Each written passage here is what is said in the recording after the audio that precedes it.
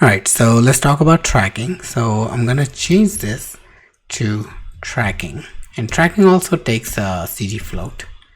So I'm gonna leave the values same.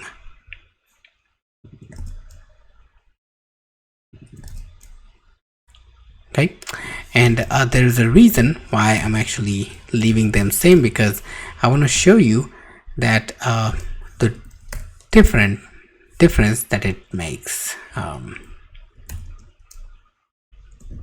Alright, so if you look at this closely, when I was replacing, there was no difference whatsoever, like what's going on between tracking and kerning.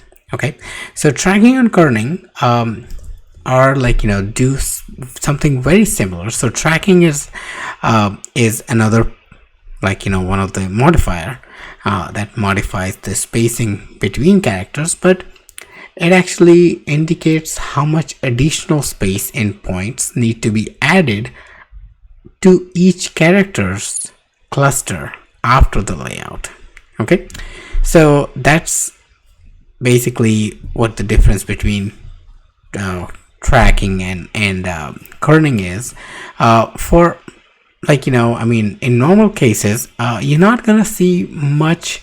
I just showed you, you're not gonna see any difference. But for design, it's actually very important, and it's actually so important that Livewire has actually written an article understanding the difference between kerning and tracking. Okay, so this is tracking between two, the similar spacing, and this is kerning. So this is a good read. Go ahead and look it up, in Livewire, understanding the difference between kerning and tracking, and it's a pretty good read to define how the tracking and kerning is applied. So when you actually, your designer asks you put a tracking or kerning, know that SwiftUI natively supports that by applying these modifiers. But if you are trying to find the difference between those two, yeah, so that's actually a way to go, learning about it a little bit or asking your design friends